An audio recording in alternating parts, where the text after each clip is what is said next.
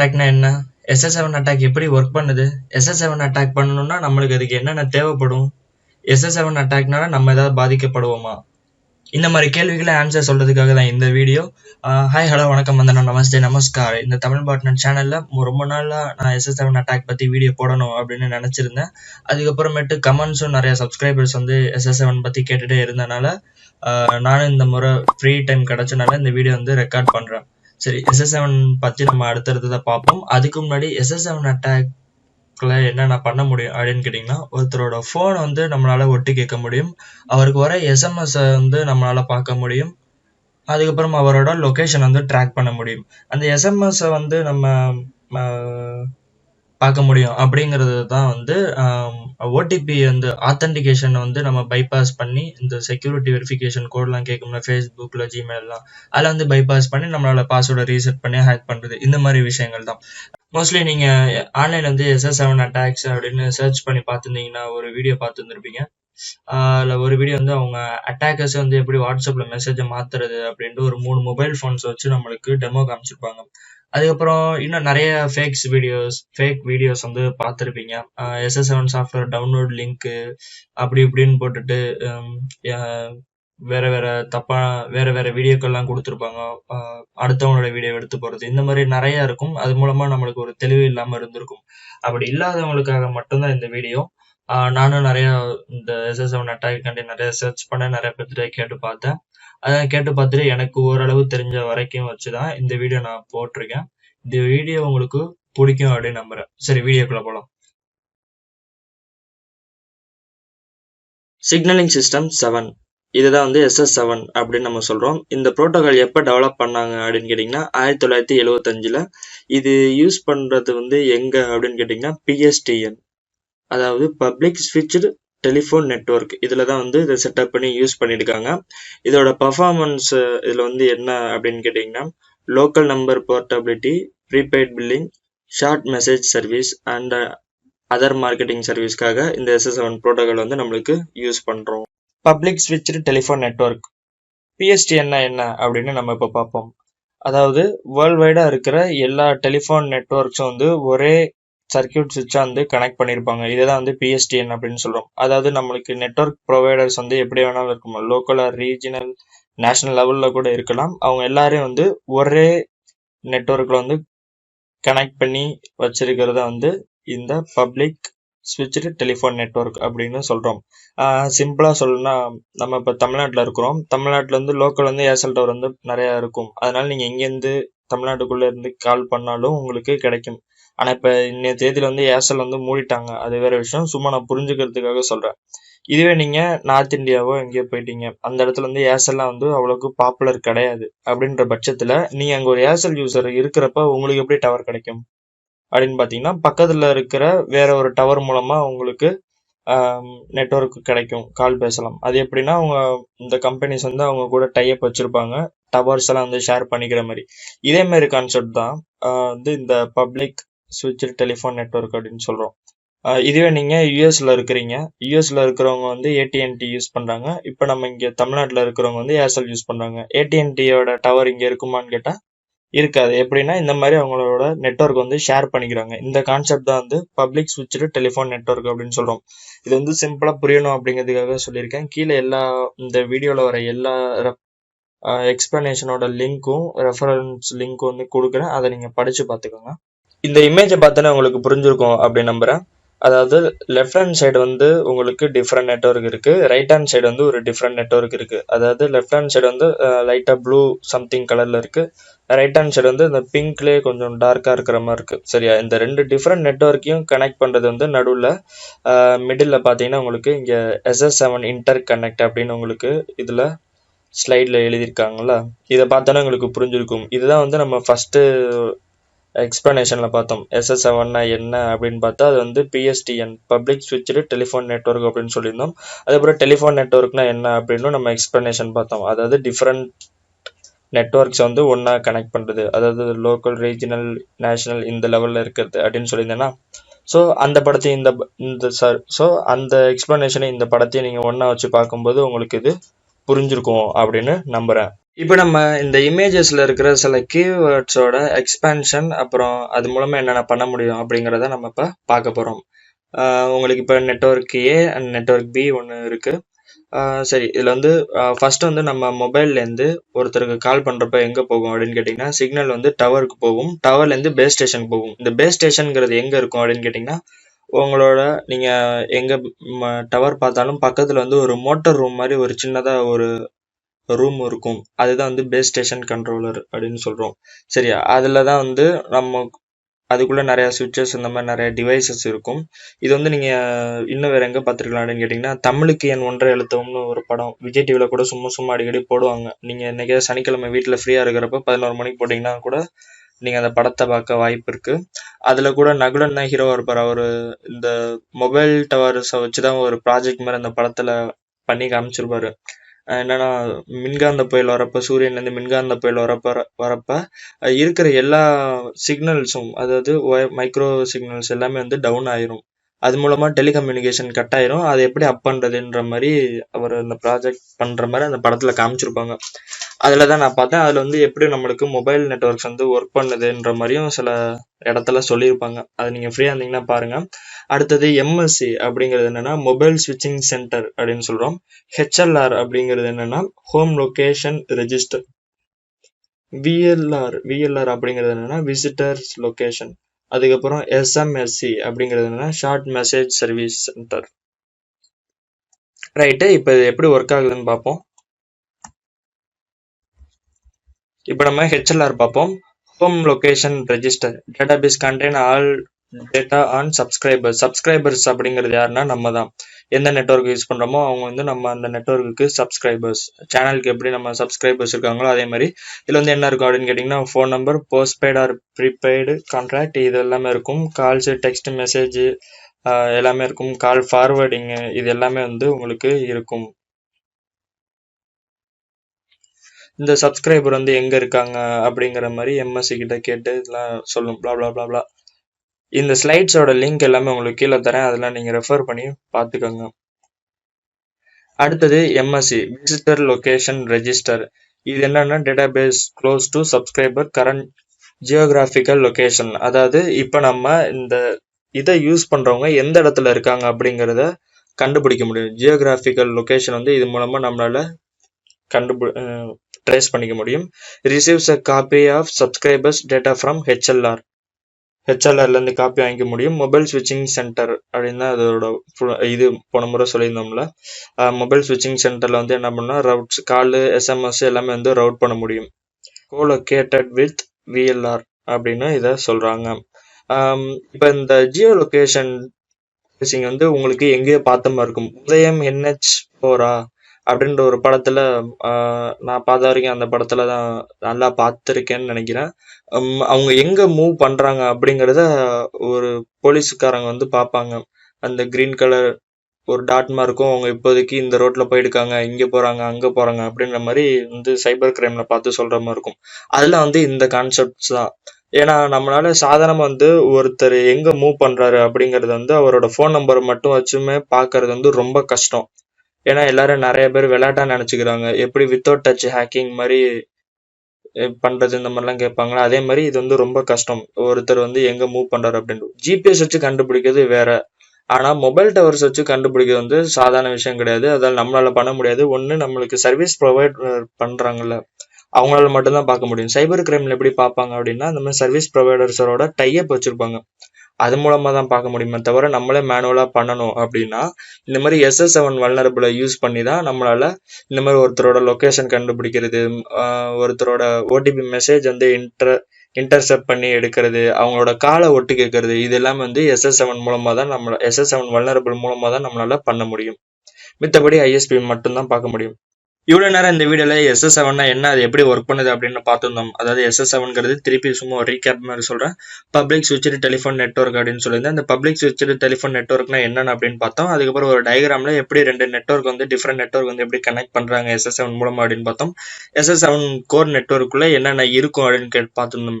HLR, MSC, SMSC இந்த மாதிரி சில கான்செப்ட்ஸ் எல்லாம் பார்த்துருந்தோம்.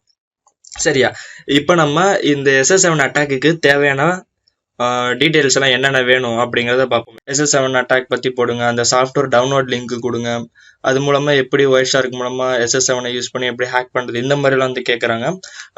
இதுக்கு தேவையானதை மட்டும் நம்ம இப்போ சொல்கிறேன். அதை நம்ம பார்த்துட்டு முடிஞ்சிச்சுன்னா நம்மளால் இந்த SS7 வந்து ட்ரை பண்ண முடியும். சரியா? ஃபர்ஸ்ட் தேவையானது வந்து என்னன்னா MSI STN, அதாவது மொபைல் நம்பர். யாரை ஹேக் பண்ணணுமோ அந்த விக்டிமோட மொபைல் நம்பர் தேவை, அது ஈஸி. நெக்ஸ்ட் அடுத்தது peer IP of SS7 network. SS7 நெட்வொர்க்கோட பியர் ஐபி வேணும், அதுக்கப்புறம் அதோட போர்ட்டும் வேணும், அது கிடைக்காது. நெக்ஸ்ட் அடுத்தது பாயிண்ட் கோடு வந்து இந்த நெட்வொர்க் ஆக்சஸ் பண்ண தேவைப்படும், அதுவும் கிடைக்காது. நெக்ஸ்ட் பாயிண்ட் கோடு வந்து சில ட்ரிக்ஸை யூஸ் பண்ணி எடுக்க முடியும், ஆனால் இப்போ அதில் இந்த SS7 வந்து இந்த வீடியோவில் வந்து டெமோ கிடையாது, சும்மா ஃபர்ஸ்ட் எக்ஸ்பிளனேஷன் மட்டும்தான். நெக்ஸ்ட் அடுத்தது MSC VLR, இது வந்து நம்மளுக்கு தேவை.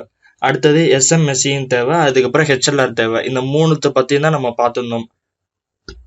ஹோம் லொக்கேஷன் ரெஜிஸ்டர் பற்றி பார்த்துருந்தோம், SMSC ஸ்மால் மெசேஜ் சர்வீஸ் இதை பற்றி பார்த்துருந்தோம். அடுத்தது MSC பற்றி, அப்புறம் VSLR பற்றி பார்த்துருந்தோம். இது எல்லாமே எதுக்குன்னா நம்மளுக்கு மெசேஜ் எடுக்கிறதுக்கும் ஜியோ லொக்கேஷனை எடுக்கிறதுக்கும் இதுக்கெல்லாம் வந்து தேவைப்படுது அப்படின்னு சொல்லியிருந்தேன்ல. இப்போ இந்த அட்டாக் பண்ணணும் அப்படின்னா நம்மளுக்கு இந்த 3 இருந்தால் மட்டும்தான் நம்மளால லொக்கேஷனை ட்ரேஸ் பண்ணுறதோ இது எல்லாமே பண்ண முடியும். ஸோ இந்த இப்போ நம்ம பார்த்த 1 2 3 4 5 6 7 இந்த 7 கான்செப்ட்ஸும் நம்மளுக்கு கிடைச்சா மட்டும்தான் ஒரு விக்டமை SS7 யூஸ் பண்ணி நம்மளால எக்ஸ்பெக்ட் பண்ண முடியும் அப்படிங்கிறத நிதர்சன உண்மை. நம்ம எந்த சிமுலேட்டர் வேணாலும் இப்படி வேணா யூஸ் பண்ணலாம் எல்லாத்துலயும், ஆனால் நம்மளுக்கு பியர் ஐபி பாயிண்ட் கோடு இது எல்லாமே நம்மளுக்கு கேட்கும். சரியா? ஒன்றும் இல்லை, இப்போ நானே வந்து இந்த சிக்ஸ்ப்ளாய்ட் அப்படின்ற ஒரு SS7 ஆடிட்டிங் டூல் ஒன்று இருக்கு, அதை நம்ம இப்போ உங்களுக்கு டெமோ பண்ணி காட்டுறேன்.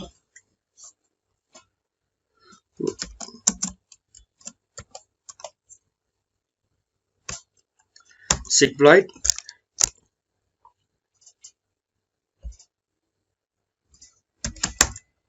இப்போ நம்மளுக்கு சிக்ப்ளாய்டுக்குள்ளே போய் பார்த்துட்டோம்னா உங்களுக்கு என்னென்ன ஃபைல் இருக்குது. SS7 main.py அப்படின்னு இருக்குது. SS7 இது வந்து பைத்தான் கம்பைல்டு ஃபைல் ஒன்று இருக்குது. sigploit.py அப்படின்னு ஒன்று இருக்குது. இப்போ நம்ம யூஸ் பண்ண வேண்டியது sigploit.py, இந்த டூல் தான் நம்மளுக்கு இப்போ தேவை. இதில் நீங்கள் பார்த்தீங்கன்னா SS7 அட்டாக் வந்து எது எதில் பண்ணலாம் அப்படின்ற மாதிரி போட்டிருப்பாங்க. 2G and 3G voice and SMS attacks இருக்குது. அதுக்கப்புறம் டயாமீட்டர் வந்து 4Gக்கு சம்மந்தமானது. சரியா? உங்களுக்கு மொபைல் நெட்வொர்க்குள்ளேயே எத்தனை டைப் இருக்குது அப்படின்னு பார்த்துக்கோங்க. GSM, 2G, 3G, 4G இந்த மாதிரிலாம் இருக்குல்ல, ஒவ்வொன்றுக்கும் ஒவ்வொரு மாதிரி நெட்வொர்க் வந்து உங்களுக்கு செயல்படும். நீங்கள் யூடியூப்ல பிளாக் ஹேட் கான்ஃபரன்ஸ் இதெல்லாம் பார்த்தீங்கன்னா வச்சுக்கோங்களேன், LT ஸ்பூஃபிங் இந்த மாதிரி வந்து நிறைய கான்செப்ட்ஸ் இருக்குது. எல்லாத்தையும் வந்து SS7 மட்டுமே நம்மளால சொல்ல முடியாது. இப்போ 0 SS7 வச்சுக்குவோம். வச்சுட்டிங்கன்னா உங்களுக்கு வந்து இதில் ஆப்ஷன்ஸ் கேட்குதா? என்ன பார்த்தீங்கன்னா லொக்கேஷன் ட்ராக்கிங், அடுத்தது கால் அண்ட் SMS இன்டர்செப்டிங், அதுக்கப்புறம் ஃப்ராடு டாஸ் அப்படி கேட்குது. ஜியோ லொக்கேஷன் அப்படின்னு நம்ம எது பார்த்தாலும் நம்மளுக்கு அடுத்தது ரவுட்டிங் இன்ஃபோ, இது எல்லாமே வந்து உங்களுக்கு அடுத்தடுத்ததாக கேட்கும். நம்ம 0 அப்படின்னு கொடுத்து பார்ப்போம். கொடுத்தாலும் உங்களுக்கு செட் கிளைண்ட் பிசி அப்படின்னு கேட்கும். இந்த கிளைண்ட் பிசியை செட் பண்ணினாலும் அதுக்கப்புறம் நம்மளுக்கு வந்து பியர் ஐபி வந்து உங்களுக்கு கேட்கும். இந்த பியர் ஐபியை வந்து ஸ்னிப் பண்ணுறதுக்கு தான் வந்து நம்மளுக்கு ஒயர்ஷார்க் வந்து யூஸ் பண்ணுவாங்க. ஒயர்ஷார்க் வச்சு அந்த வீடியோ டுட்டோரியல் வந்து அவங்க ஸ்னிப் பண்ணுவாங்க. அதை வச்சுட்டு தான் எல்லாரும் SS7 வந்து எப்படி ஒயர்ஷார்க் மூலமாக ஸ்னிப் பண்ணுறது அப்படின்ற மாதிரி சிலருக்கு டவுட் வந்திருக்கு.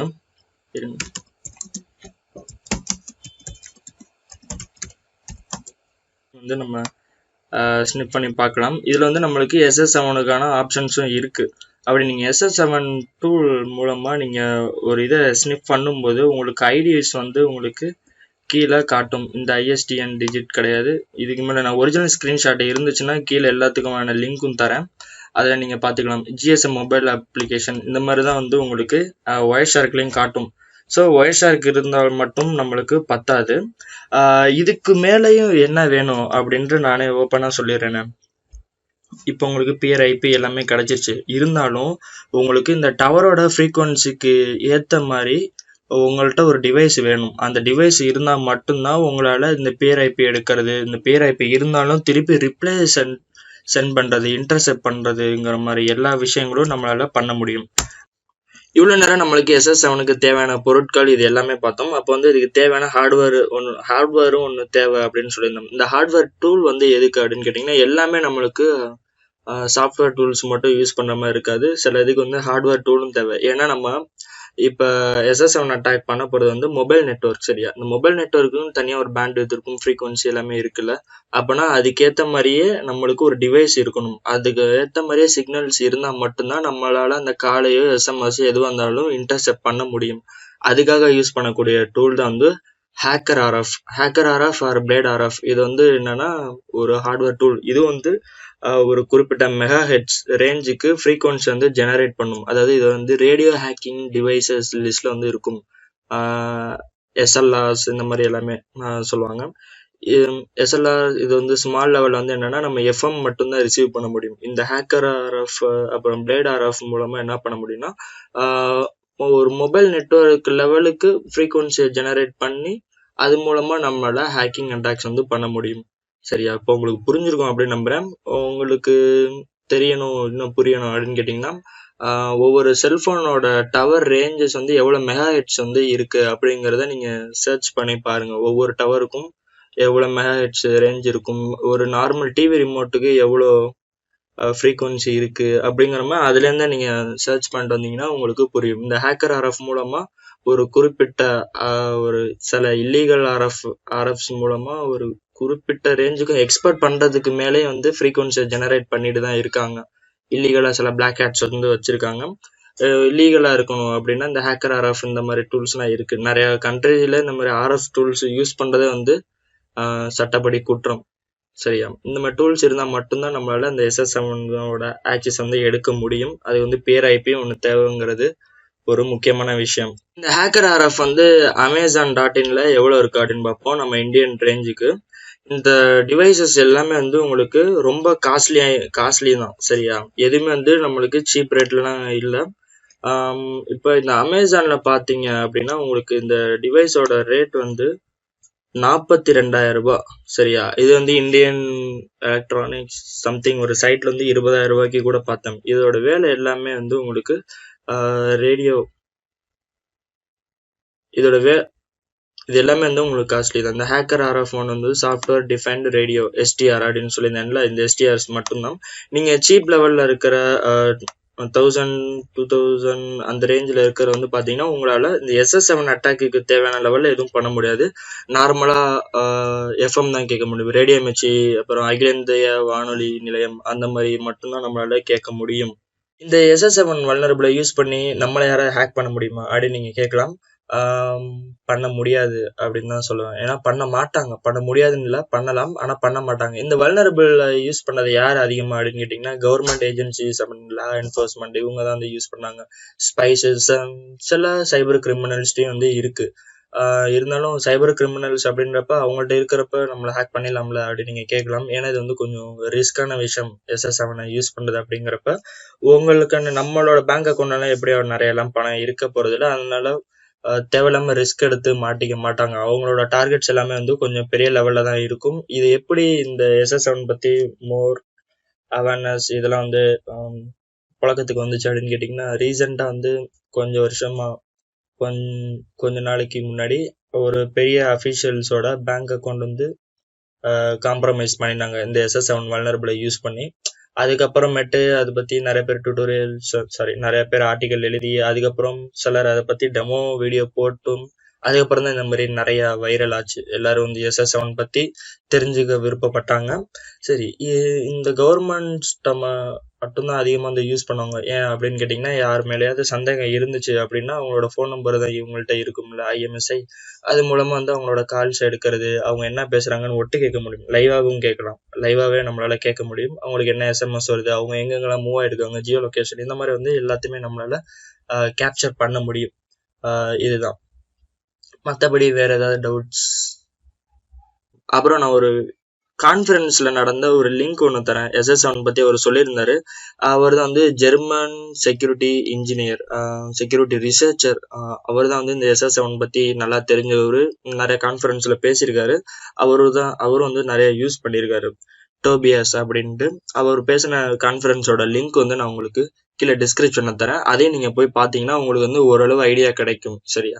எனிவே இந்த வீடியோ உங்களுக்கு பிடிச்சிருக்கும் புரிஞ்சிருக்கும் அப்படின்னு நம்புறேன். பிடிச்சிருந்தா லைக் பண்ணுங்க, பிடிக்கலன்னா டிஸ்லைக் பண்ணுங்க. இந்த வீடியோல வந்து ஏதாவது புதுசா கத்துருந்தீங்க அப்படின்னா மட்டும் கீழே கமெண்ட் பண்ணுங்க. தேங்க்ஸ் ஃபார் வாட்சிங்.